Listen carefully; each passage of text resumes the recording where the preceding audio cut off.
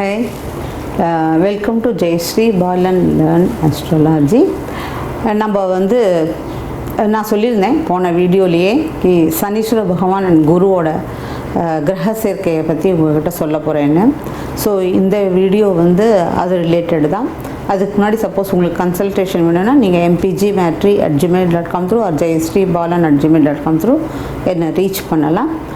நம்ம இப்போ ஆரம்பிக்கலாம். சனீஸ்வர பகவானா என்னது, குருன்னா என்னது, ரெண்டு பேரையும் தனித்தனியாக விளக்கம் சொல்லிட்டு ரெண்டு பேரையும் ஒன்றா சேர்த்தா தான் உங்களுக்கு புரியும். அதனால் இப்போ நம்ம சனீஸ்வர பகவான் அப்படின்னு யாருன்னு கேட்டனாக்கா, அவர் தான் நம்ம வாழ்க்கையின் தரத்தை பற்றி நிர்ணயிக்கக்கூடியவர். நான் முன்னாடியே சொல்லியிருக்கேன் உங்களுக்கு, அவர் சனீஸ்வர பகவான் தான் நம்ம வாழ்க்கையோட எக்ஸல் ஷீட்டை வச்சு நலையிறவர்னு நிறைய வீடியோவில் சொல்லியிருக்கேன். ஸோ நம்ம வாழ்க்கை எப்படி வாழணும் அப்படிங்கிறத அவர் தான் டிசைட் பண்ணுறார். ஒருத்தர் எத்தனை தான் பணக்காரனாக இருந்தால் கூட அவன் வீடு வாழ்க்கை எல்லாத்தையும் வச்சுட்டு எங்கேயாவது சவுதி அரேபியாவில் எங்கேயாவது போய்ட்டு சின்ன வீட்டில் உட்காந்துருப்பான். இங்கே வீட்டில் இருக்கிறவா எல்லாரும் நல்ல சுகத்தை அனுபவிச்சுட்டு இருப்பாள்.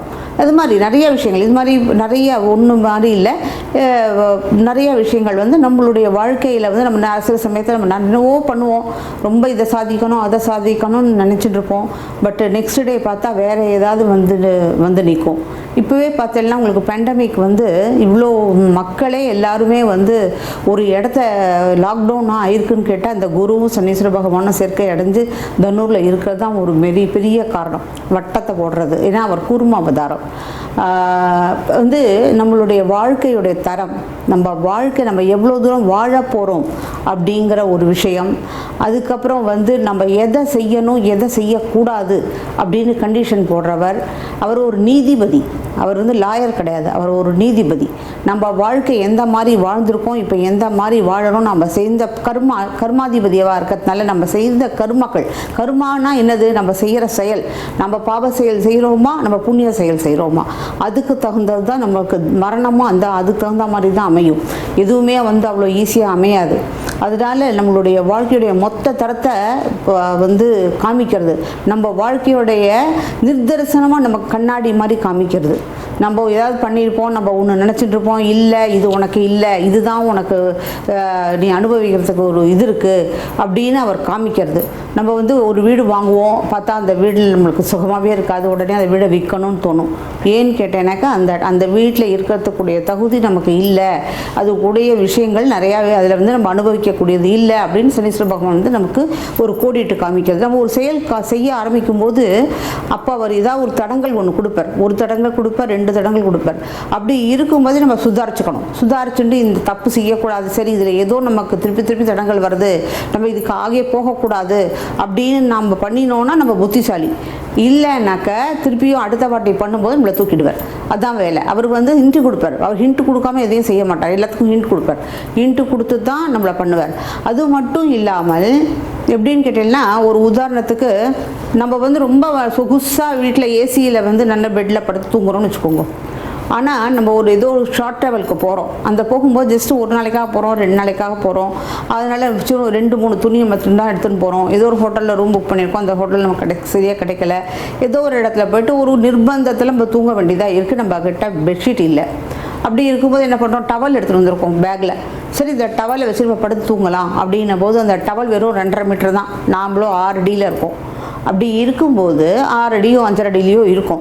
அப்போது நம்ம உடம்பை அந்த 2.5 மீட்டருக்கு நம்ம சுருக்கணும்னா நம்ம மாதிரி மடிஞ்சு படுத்து தூக்கினா தான் அந்த டவலுக்குள்ளே நம்ம ஹோல் பாடி கவர் ஆகும்.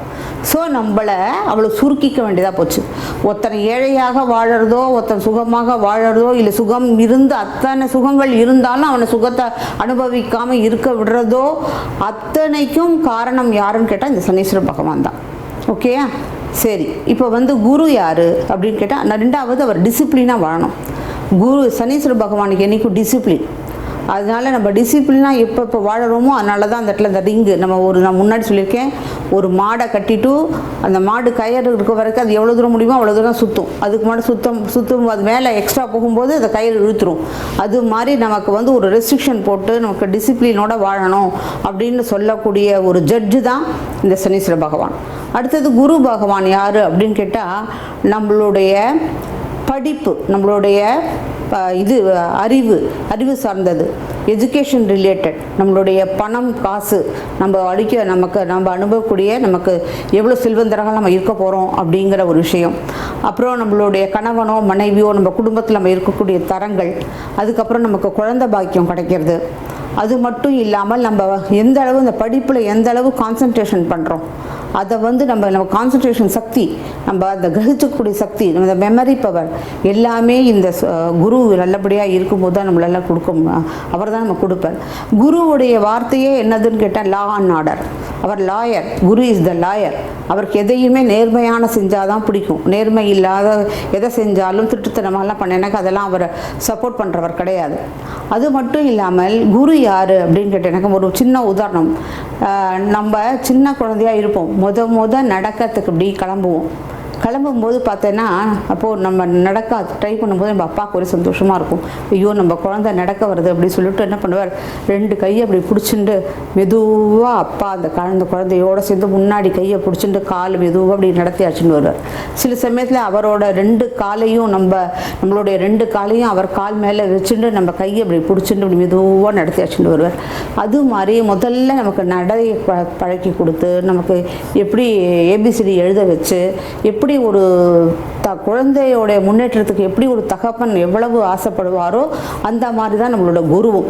அதனால நம்மளுடைய முதல் குருவே யாரு கேட்டால் நம்மளுடைய தகப்பன்லேருந்து தான் நமக்கு ஆரம்பிக்கிறது. நம்மளுடைய அப்பா தான் நமக்கு முதல் குரு. நம்ம வாழ்க்கையில் நம்ம நன்னா இருக்கணும்னு நினைக்கிறது 2 பேர், ஒன்று அம்மா அப்பா, இந்த 2 பேர் தான். ஈவன் சகோதரிகள்லாம் கூட கிடையாது. அப்பா அம்மாவுக்கு மீறி தான் மற்றவாள்லாம். அதனால் அந்த அப்பா அம்மா மாதிரி, அம்மா பார்வதி, அப்பா சிவன், அவர் தான் குரு தட்சிணாமூர்த்தி. அதனால அந்த மாதிரி ஒரு நல்ல தெய்வ விஷயம். அவர் எப்படின்னு கேட்டால் எக்ஸ்பேன்ஷன். எப்படின்னா இவர் சனீஸ்வர பகவான்கிறவர் கூர்மாவதாரம்னு சொன்னேன். அதாவது இந்த மலை அந்த கடையும் போது மலை சிங்க் ஆகிட்டே போகிறது. அப்போது இவர் விஷ்ணு மகாவிஷ்ணு ஆமையாக இருந்து அந்த முதுகுலேருந்து தாங்கி அப்படி மெல்ல எடுத்துகிட்டு வந்தாராம். மேலே சமுத்திரத்துக்கு மேலே எடுத்துகிட்டு வராராம். அப்போ தான் அது மத்து மாதிரி கடைய முடியுங்கிறதுனால அவர் கூர்ம அவதாரம் எடுத்து அப்படி தாங்குறாராம் அந்த மலையை, மந்தார மலையை. ஸோ அதனால் அந்த உலகத்தை தாங்கிறது, உலகத்தில் உள்ள அத்தனை விஷயங்களும் ஜட்ஜ்மெண்ட் பண்ணி 2 இது முதல்ல என்னதுன்னு கேட்டால், கடைசியில் அந்த கிரக மண்டலத்தில் கடைசியில் இருக்கிறது சனீஸ்வர பகவான். கடைசி கிரகம் தான். சென்டரில் இருக்கிறது அப்பா, கடைசியில் இருக்கிறது பிள்ளை. அதுக்கப்புறம் பார்த்தா பெரிய கிரகம் எதுன்னு கேட்டால் நம்ம குரு பகவான். இவா 2 பேரும் பக்கத்தில் குருக்கு அடுத்ததே தான் சனீஸ்வர பகவான். இவா 2 பேருமே சேர்ந்து ஒரு ஜாதகத்தில் ஒன்று அமைஞ்சிருக்குன்னு கேட்டால், இவா 2 பேருமே மிக மிக ஒரு பழைய சனீஸ்வர பகவான்னாலே யாரு கேட்டால் அது ரொம்ப பழைய கிரகம், ரொம்ப ஓல்டஸ்ட் பர்சன் அவர். அதுக்கு அடுத்து நெக்ஸ்ட்டு ஓல்டு யாருன்னு கேட்டால் குரு பகவான். ஸோ இவர் நீதிபதின்னு கேட்டேனாக்கா இவர் லாயர். ஸோ 2 பேரும் இவர் நம்மளை லா அண்ட் ஆர்டராக வாழணுங்கிறார், அவர் ஜட்ஜ்மெண்ட்டே கொடுத்துட்றார். அதனால எப்படின்னு கேட்டேனாக்கா நம்ம படிக்கக்கூடிய படிப்பு மிக லாயல், நமக்கு எந்த அளவு படிக்கணும், எந்த நியாயத்தோடு படிக்கணும், எந்த மாதிரி படிக்கணும் அப்படிங்கிறதெல்லாம் டிசைட் பண்ணுறது குரு. அதை நம்ம ஹையர் லெவலில் கொண்டு போய் படிக்க முடியுமா முடியாதா, நம்ம குரு நல்ல இடத்துல இருந்ததுன்னா நம்ம ஏதோ பிஹெச்டியோ இல்லை எம்எஸ்ஓ எம்பிஓ படிக்க முடியும். இல்லை குருவோட எது சரியாக இல்லைனாக்கா நம்ம வெறும் கிராஜுவேஷன் கூட இல்லாமல் வெறும் எஸ்எஸ்எல்சியோடு நிறுத்தின்றுவோம். அது மாதிரி இருக்கும்போது இப்போ சனீஸ்வர பகவானும் அவரும் 2 சேர்ந்து உட்காந்துனாலே என்ன அர்த்தம்னு கேட்டால், யாருக்கு அந்த மாதிரி ஒரு கிரக சேர்க்கை அமைஞ்சிருக்குனாக்க அது ஒரு பழைய ஆத்மா தான் அவள் வாழறான். அதனால 2 பேரும் எக்ஸ்பீரியன்ஸுக்காராக தான். ஸோ இவாளுக்கு ஜாஸ்தி அந்த பாதிப்பு வராது. இவள் இப்படி ஒரு உதாரணம் எனக்கு ரொம்ப பெரிய டாக்டர் நன்னா படிச்சிருப்பாள். அந்த டாக்டர் படிச்சுட்டு பார்த்தா ஒரு கவர்மெண்ட் ஹாஸ்பிட்டலில் ஒர்க் பண்ணிட்டு இருப்பாள். ஏன்னா அவளுக்கு அவ்வளோ அவள் படித்த படிப்புக்கு வெளிநாட்டுக்கெலாம் போனேனாக்கா நிறைய காசு சம்பாதிச்சிருக்கலாம், ரொம்ப ஹை லெவலில் இருந்திருக்கலாம். ஆனால் அவள் வெறும் கவர்மெண்ட் ஹாஸ்பிட்டலில் போய் ஒர்க் பண்ணிவிட்டு ஒரு 15,000 20,000 சம்பளம் வாங்கிட்டு மக்களுக்கு சேவை பண்ணிட்டு உட்காந்துட்டுருக்கேன் அப்படின்பா. ஏன்னா அதில் அவளுக்கு துளி கூட அந்த சேவை செய்யும்போது அவளுக்கு அதில் ஐயோ எல்லாரும் அப்படி இருக்காளே, நம்ம மட்டும் இப்படி இருக்கோமே தோணவே அவள் தான் நம்ம நல்லது செய்கிறோம், நல்ல கருமாக்களை பண்ணிட்டு இருக்கோம், நல்லது செய்கிறோம் அப்படிங்கிற ஒரு திருப்தியோடு செய்வாள். அதுதான் இந்த குருவும் சனீஸ்வர பகவானுடைய சேர்க்கைங்கிறது. அதாவது இந்த சேர்க்கை இருக்கிறவாளால் இது என்ன, சனீஸ்வர பகவான் ஏன் எனக்கு வர்றாரு, இவர் எக்ஸ்பேன்ஷன் இல்லையா, குரு எக்ஸ்பேன்ஷன் அவர் கொடுக்க தயாராக இருக்கார். புத்தி, நாலெட்ஜு எல்லாத்தையும் கேட்குறது, பணம், காசு, குழந்தை, குட்டி எல்லாம் கொடுக்க தரேங்கிறார்.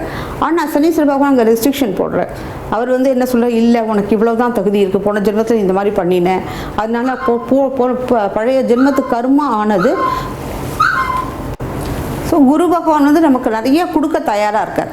நாலெட்ஜ் எடுத்துக்கோ, பணம் எடுத்துக்கோ, உனக்கு என்ன வேணும், நல்ல நம்மளுடைய வாழ்க்கைக்கு தனக்காரகனாக ஒருத்தர் இருக்கிறதோ, ஒருத்தர் புத்திசாலியாக இருக்கிறதோ, ஒருத்தர் நல்ல குழந்தைகளோட குடும்பத்தோட நல்லபடியாக வந்து இருக்கிறதுக்கு முக்கியமான ஆளே யாருன்னு கேட்டால் குரு தான்.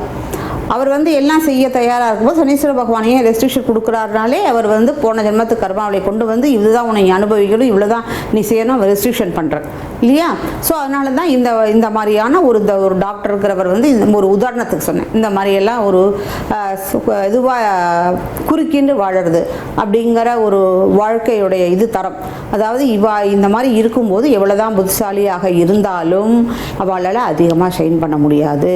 எவ்வளோ பணம் காசு இருந்தாலும் அவள் ரொம்ப அடக்கமாக தான் வாழ்வா. அவள் என்றைக்கும் டிசிப்ளினாக தான் இருப்பா. என்றைக்கும் லா அண்ட் ஆர்டரை ஃபாலோ பண்ணுவா. தப்பான வழிக்கு போக மாட்டா. இதெல்லாம் வந்து இந்த குருவனும் சனீஸ்வர பகவானும் கன்ஜக்ஷனாக இருக்கும்போது, கிரக சேர்க்கை அடையும் போது இந்த மாதிரியான ஒரு விஷயம் இருக்கும். இதே 1, 5, 9ஆம் இடத்துல இந்த சேர்க்கை இருந்ததுன்னா அவள் நிறைய லாங்குவேஜ் படிக்கக்கூடிய ஒரு தகுதி இருக்கும் அவளுக்கு. இந்த மாதிரி இது ஆக்சுவலாக சொல்ல போனேன்னாக்கா நம்ம பாரக் ஒபாமாவே வந்து இந்த மாதிரியான ஒரு சேர்க்கை உண்டு. அதெல்லாம் அவளோட வந்து எனக்கு கம்பேர் பண்ணக்கூடாது. பட் என்னுடைய ஜாதகத்துலையும் எனக்கும் சனி குருவோட சேர்க்கை என்னுடைய ஜாதகத்துலேயும் உண்டு.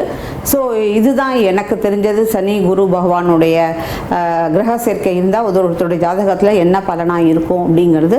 அடுத்த இதில் வந்து நான் ராகுவும் சுக்கிரனும் கன்ஜக்ஷனை பற்றி இன்னும் ஒரு வீடியோ கடைசியில் நின்று போயிடுது. அதுவும் அடுத்தது சுக்கிர தசையை பற்றியும் சொல்ல போகிறேன். அதுக்கப்புறம் தான் யாருக்கு ரிக்வெஸ்ட் கொடுத்தாலும் அதோடைய வீடியோ வந்து அந்த 2 வீடியோக்கு அப்புறம் தான் மற்ற வீடியோ நான் ரிலீஸ் பண்ணுவேன். இதுதான் எனக்கு தெரிஞ்சது. வணக்கம். நெக்ஸ்ட் வீடியோவில் பார்க்கலாம்.